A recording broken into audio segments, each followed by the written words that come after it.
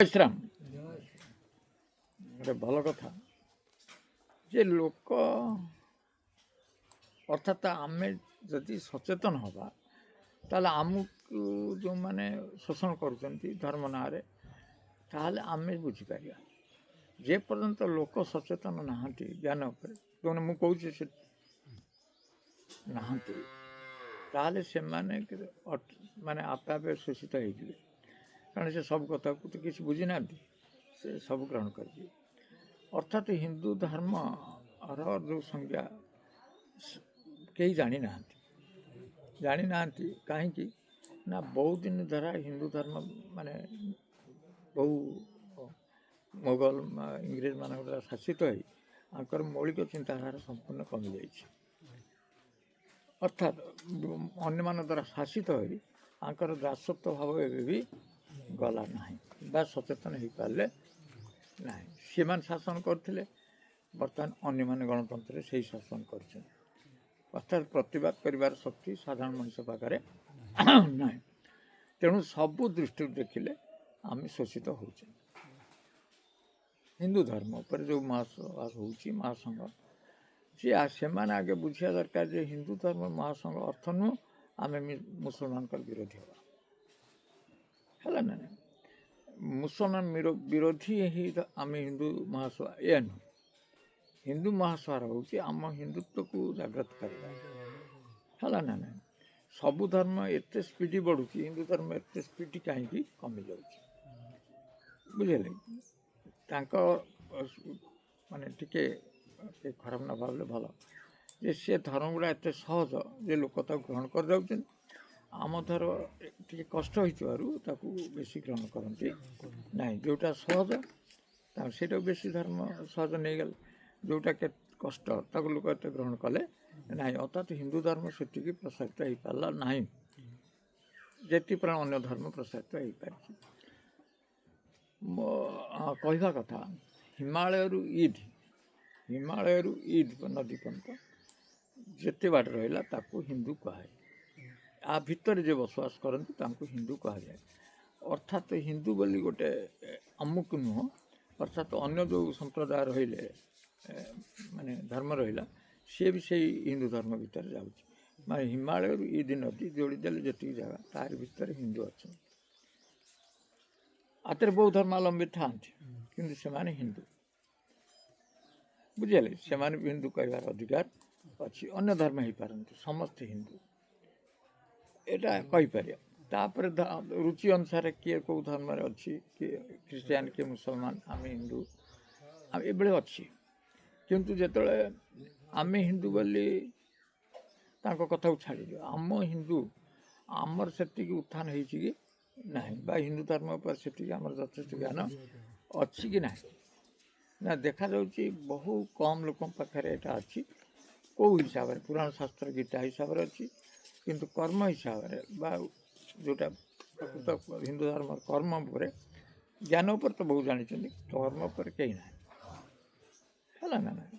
ତେଣୁ ସିଏ ଆମେ ଶୋଷିତ ହେବା ତ ସ୍ୱାଭାବିକ। ଥରେ ଏବେ ସେ ଜଣେ କହୁଛନ୍ତି ଯେ କଳ୍କି ଜନ୍ମ ହେବେ, କାହିଁକି ହିନ୍ଦୁ ଧର୍ମରେ ସେ ବିଶ୍ୱାସ କରୁଛନ୍ତି ଅବତାର, ହେଲା ନାହିଁ। କିନ୍ତୁ ତାର ପ୍ରକୃତ ତତ୍ତ୍ୱ କେହି ବୁଝିନି। ତେଣୁ ଯେଉଁମାନେ ଏହା କହିକି ଠକି ଖାଉଛନ୍ତି, ଆଗେ ଜାଣିବ ତାଙ୍କ ନାଁ ଅଜନ୍ମ, ଯାହା ସବୁ ଅନାମ ସବୁ ଯେତେ ଅରେ ଅଛି ସବୁ ଯେମିତି ଠାକୁର ଫେର ଜନ୍ମ ହେବେ କେମିତି, ଏତିକି ଯଦି ଜଣେ ବୁଝେଇଦେବ ଯେ ସେ ତ ଅଜନ୍ମା, ଜନ୍ମ ହେବେ କେମିତି ବା ଜନ୍ମ ହେଲେ କେମିତି, ଏବେ ବି କଳିକି ଠାକୁର ଜନ୍ମ ହେବେ ବୋଲି କେମିତି କହୁଛ, ସେ ଅଜନ୍ମା। ତାଙ୍କ ଦ୍ୱାରା ପ୍ରକୃତି କାମ କରୁଛି, ଇଙ୍ଗିତରେ ଚନ୍ଦ୍ର ସୂର୍ଯ୍ୟ କାମ କରୁଛି, ଗ୍ରହ ନକ୍ଷତ୍ର କୋଟି କୋଟି ବ୍ରହ୍ମାଣ୍ଡ କାମ କରୁଛି। ସିଏ କାହିଁ ଜନ୍ମ ନେବାକୁ ପଡ଼ିବ? ଆଖି ବନ୍ଦ କଲେ ମାରିବ, ସିଏ କାହିଁକି ଜନ୍ମ ନେବାକୁ ପଡ଼ିବ? ଏ ତ କିଛି ଆବଶ୍ୟକ ନାହିଁ, କେମିତି କିଛି ନାହିଁ। ଆଉ ତାଙ୍କ ଅଂଶବିଶେଷ ତ ସମସ୍ତେ ହିଁ ତାଙ୍କ ଅଂଶବିଶେଷ, ବ୍ରହ୍ମର ଅଂଶବିଶେଷ।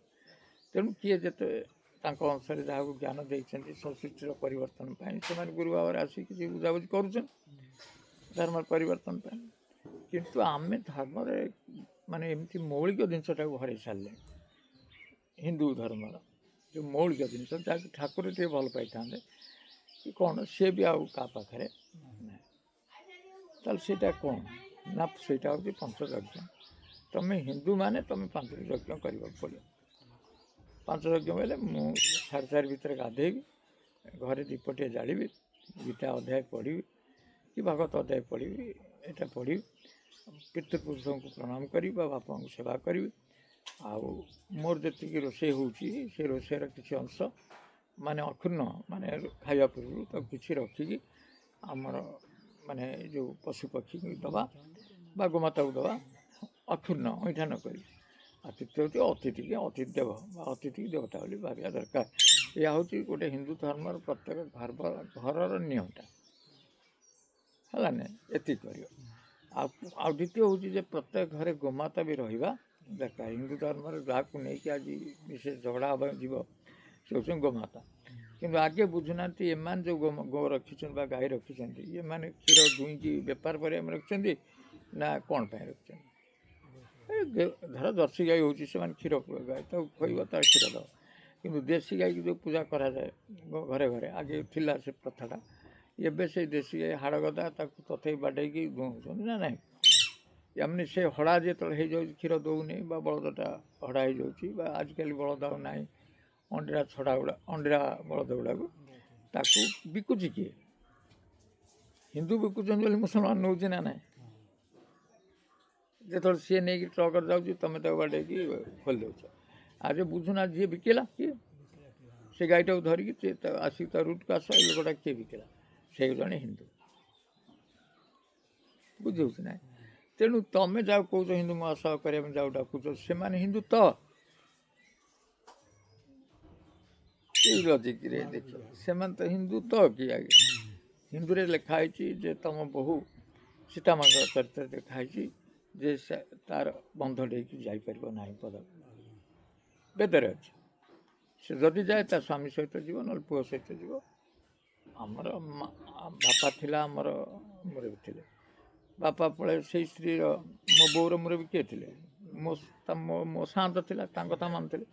ଫେର ମୋ ବୋଉ କାହା କଥା ମାନିଲା? ବାପାଙ୍କ କଥା ମାନିଲା। ଫେର ଯେତେବେଳେ ବାପା ଦୁର୍ବଳ ବୁଢ଼ା ହେଇଗଲେ, ତାପରେ ପୁଅ କଥା ମାନିଲା ନାହିଁ। ତେଣୁ ଗୋଟିଏ ପୁରୁଷ ସବୁବେଳେ ସ୍ତ୍ରୀର କ'ଣ ରକ୍ଷା କଥା ମୁଁ କହୁନି ଯେ ସେ ଦୁର୍ବଳ ଆସେ ନାହିଁ। ଗୋଟେ ପୁରୁଷ ନାରୀର ସୁରକ୍ଷା ଦେବାର ଆବଶ୍ୟକତା ଅଛି, ହେଲା ନା ନାହିଁ। ତେଣୁ ସେଇଟା ବେଦରେ ଥିଲା। ଏବେ ମାନ ବା ନ ମାନ, ବୈଦିକ ଜିନିଷ ଯାହା ଅଛି। ତେଣୁ ପୁରୁଷ କେବେ ନା ସ୍ତ୍ରୀ କେବେ ବନ୍ଧ ଡେଇଁକି ଯିବା ଉଚିତ ନୁହେଁ। ମୁଣ୍ଡରୁ କେବେ ଶାଢ଼ୀ ନ କାଢ଼ିବା ଉଚିତ ନୁହେଁ। ନିଜର ଚୂଳ ବା ସିନ୍ଦୁର ପରପୁରୁଷକୁ ଦେଖିବା କଥା ନୁହେଁ। ପରପୁରୁଷକୁ ଅନେଇକି ମୁହଁକୁ କଥା କହିବାର ବିଧି ବି ନାହିଁ ଆମ ଧର୍ମରେ। କିନ୍ତୁ ଏବେ କ'ଣ ହେଲା? କାହା ପାଖରେ ଅଛି ସେ ଧର୍ମଟା ଯେ କହିବା ଯେ ଏଇ ପରିବାରଟା ଭଲ, ହେଲା ନା? ସେଇଭଳି ଯେତେ ଯାହା ରହିଛି, ଧର ଆମ କଥା ପଡ଼ିଲା, ପ୍ୟାଣ୍ଟ ସାର୍ଟ ମଡ଼େଇବା ଆମ ଧର୍ମର କୌଣସି ନାହିଁ। ସମସ୍ତେ କଛା ମାରି ମଡ଼ି ପାରିବେ। କଛା ହେଉଛି ହିନ୍ଦୁ ଧର୍ମର ନିୟମ। ବେକରେ ମାଳିଟିଏ ପଇତାଟିଏ କାନ୍ଧରେ ରହିବ, ଏଇଟା ହିନ୍ଦୁ ଧର୍ମ। କିନ୍ତୁ ହିନ୍ଦୁ ସମାଜ କରିବା ଆଉ ନିଜେ ବଡ଼ ବଡ଼ କୋଟ୍ ମଡ଼େଇକି ଖ୍ରୀଷ୍ଟିଆନ ଭଳିଆ ବସିବା, ଇଏ ବେଶଭୂଷା ଗୋଟେ ଆଉ କହିବା ଗୋଟେ ହେଉଛି। ହିନ୍ଦୁ ଧର୍ମ ମୌଳିକ ଜିନିଷ ଯଦି ରକ୍ଷା କରାଯାଏ, ତେଣୁ ପୁରୁଷମାନେ ବି ରହିଲେଣି। ପୁରୁଷମାନେ ବି କୁଡ଼ିଆ ହେଇକି ଘରେ ବସିଲେଣି, ସ୍ତ୍ରୀକି ପଠାଇଦେଲେ ରୋଜଗାର କରିକି ଆଣିଲା। ସ୍ତ୍ରୀ ରାତି 11ଟା ଫେରିଲେ ବି ପୁରୁଷର କିଛି କଥା ନାହିଁ, ବୁଝିଲେ? ଲେଟ୍ ନାଇଟ୍ରେ ସବୁ ଝିଅ ଫେରୁଛନ୍ତି, ବୋହୂ ଫେରୁଛନ୍ତି, କେହି କିଛି ପ୍ରତିବାଦ ନାହିଁ। ତେଣୁ ହିନ୍ଦୁ ଧର୍ମକୁ ଆଉ କେଉଁଠି ଅଛି? ଯାହା ଥିଲା ଇଂରେଜମାନେ ନେଇଗଲେ, ଯାହା ଥିଲା ମୋଗଲମାନେ ନେଇଗଲେ। ଆମକୁ ପୁରା ଦାସତ୍ୱ କରି ରଖିକି ଆଉ ଆମକୁ ଆମ ଶାସନ କଥା ଭୁଲେଇଗଲେ। ହିନ୍ଦୁ ଧର୍ମ ମୌଳିକ ଜିନିଷରୁ ଆମକୁ କାଢ଼ି ନେଇଗଲେ, ହେଲା ନା? ତେଣୁ ଯାହା ହେଲେ ବି ତଥାପି ତ ଜଗନ୍ନାଥ ସଂସ୍କୃତି ଅଛି।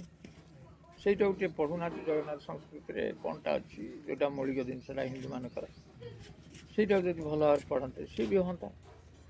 ନାହିଁ, ସେ ସଂସ୍କୃତି ପଢ଼ିବେ ନାହିଁ। ତାଙ୍କୁ ତ ବିଦେଶୀ ସଂସ୍କୃତି ଭଲ ଲାଗିଲା ନା। ପଖାଳ ଭାତ ଘରେ ଆଳୁ ଚୋଖା ନ ଖାଇକି ସେ ଦୌଡ଼ୁଛି କ'ଣ ଖାଇବା ପାଇଁ? ପୁରୀ ଡାଲମା ଖାଇବ। ଆମ ନିଜ ଘର ପିଲା ବି ପଳାଉଛନ୍ତି, ଏ ସିଙ୍ଗଡ଼ା ଫିଙ୍ଗଡ଼ା ଡାଲମା ଖାଇଦେବି ଯା ଏଠି ଘରେ। ଆଉ ହିନ୍ଦୁର ଯେଉଁ ପଖାଳ ଭାତ ଖାଇବା, ସେ ବି ଆଉ ତାଙ୍କ ମନକୁ ଯାଉନି। ବୁଝେ ଯେଉଁ ହିନ୍ଦୁ ଖାଦ୍ୟ ଯେଉଁଗୁଡ଼ା ସବୁ ସେ ନାହିଁ। ଆଉ କାହା ଘରେ ଯେ ଆଇଁଷ ଡେଲି ନ ହେଉଛି ସେମିତି କିଛି ନାହିଁ, ସମସ୍ତଙ୍କର ଖୋଲମ ଖୋଲା ଖାଉଛନ୍ତି।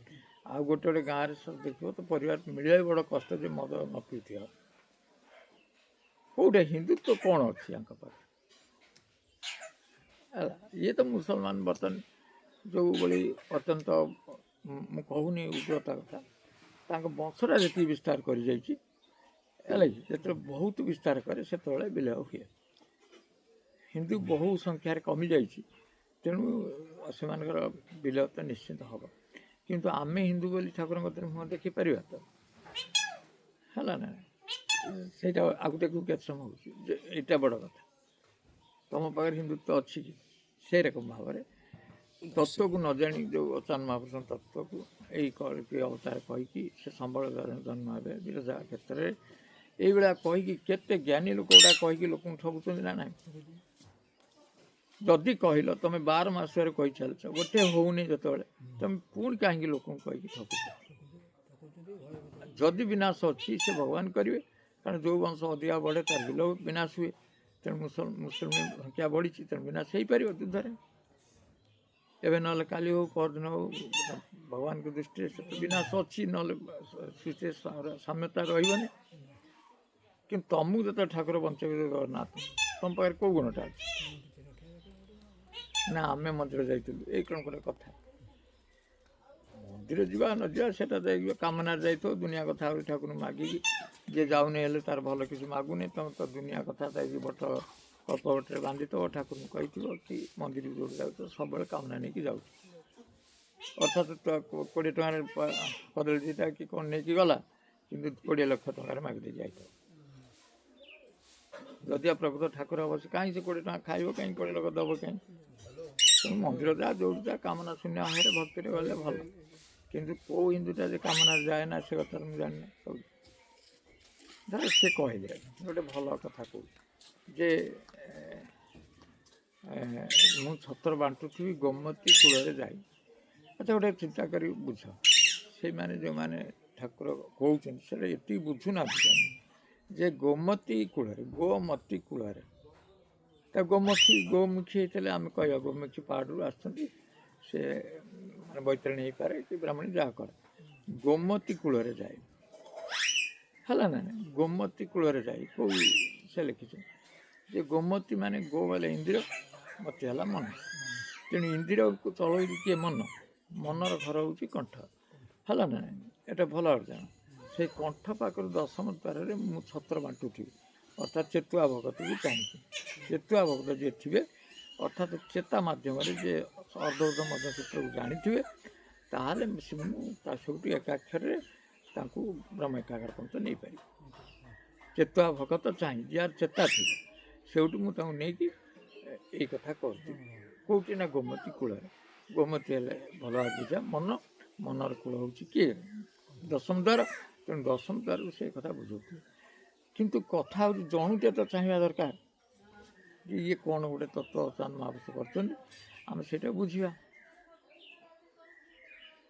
ଲୋକ କ'ଣ ଅଧିକା ଦେଖୁଛି ଏଇ କଥା, ଖାଲି ମାଡ଼ ପିଟି ହେଇଗଲେଣି ଠାକୁର ହେବା ପାଇଁ। କିଏ ଗୋଟେ ଯାଇ ପଦାରେ ବୁଲିକି ଠାକୁର ହେଲାଣି, କିଏ ଏଠି ଠାକୁର ହେଲାଣି, ସେ ସେଠି ଠାକୁର ହେଲାଣି। ମାନେ ଲୋକ ବା କଥା, ମୋର ଗୋଟେ ଛୋଟିଆ ପଦ ଲେଖିନି, ନାରୀ ତ ସ୍ୱାଧୀନ ହେଲା ଘର କ'ଣ ଛାଡ଼ିଦେଲା। ନାରୀ ତ ସ୍ୱାଧୀନ ହେଲା ଘର କ'ଣ ଛାଡ଼ିଦେଲା, ସବୁଠାରୁ ଛୋଟ ପୋଷାକ ପିନ୍ଧିକି ବଜାର ସହର ଗଲା। ତା ମୁହଁରେ ତ ଲାଜ ଗଲା, ନହେଲେ ପିନ୍ଧିପାରିବି, ତା ମୁହଁରେ ତ ଲାଜ ଗଲା। ତାକୁ ଦୋଷ ଦେଇ ଲାଭ କ'ଣ ହେବ? ତା ବାପ ତ କିଣିକି ଦେଲା। ଯଦି ଆମେ ସଚେତନ ହେବା ତାହେଲେ ସେମାନେ ବାଜି ଗୁଡ଼ା କାହିଁ ଛୋଟ କଥା କହିବେ ତାଙ୍କର। ଆମେ ବିଲକୁଲ ସଚେତନ ହେଉ ନାହାନ୍ତି। ମାଳିକାକୁ ବାର ପଢ଼, ବା ମାଳିକାକୁ ଯିଏ ବୁଝିଛନ୍ତି ତାଙ୍କ ପାଖରେ ବସ। ସେ ସବୁ ହିଁ ଜ୍ଞାନ, ସବୁ ହିଁ ତତ୍ତ୍ୱ, ସବୁ ହିଁ ମୁକ୍ତି ମାର୍ଗ ଲେଖା ହେଇଛି। ଇଏ ଭୁଲ ମାର୍ଗ ଲେଖା ହେଇନି। କେଉଁ 12 ହାତ ଖଣ୍ଡା ଧରି ଠାକୁର ହାଣିବେ, ଏ ଆବଶ୍ୟକ କ'ଣ ଅଛି? ସେ ଗୋଟିଏ ମୁହୂର୍ତ୍ତ ଟାଇମ୍ ଡୁବେଇ ଦେବେ, ପୃଥିବୀ ସରିଗଲା, ଜଳମଗ୍ନ ହେଇଗଲା। ସେ ଖଣ୍ଡାଟା କାହିଁ ଧରିକି ଆଣିବେ? ନା, ଖଣ୍ଡାରେ ଆମେ ଜନ୍ମ ନେଇଛନ୍ତି 12 ଆଙ୍ଗୁଳି ପବନରେ, ପୁଣି ମରିବା ବି ସେଇ 12 ଆଙ୍ଗୁଳି ପବନରେ। ତେଣୁ ଜନ୍ମ ନେବାଟାକୁ କଳିକି ଅବତାର, ମାନେ ଆମେ ଅବତାର ଆରମ୍ଭ ହେଉଛି କେଉଁ ପବନରୁ, ପୁଣି ସରୁଛି ସେଇ 12 ଆଙ୍ଗୁଳି ପବନରେ, ମରୁଛନ୍ତି, ବୁଝିଲେ? ତେଣୁ ମରିବାଟା ହେଉଛି କଳିକି ଅବତାର। ତେଣୁ ସେଟା କେହି ମାରୁନି, ସେ ସ୍ୱାଭାବିକ କଥା, ଆମ ମୃତ୍ୟୁ ଅଛି ହେଲା ନାହିଁ। ତାହେଲେ ରଖ, ଜୟ ଶ୍ରୀରାମ।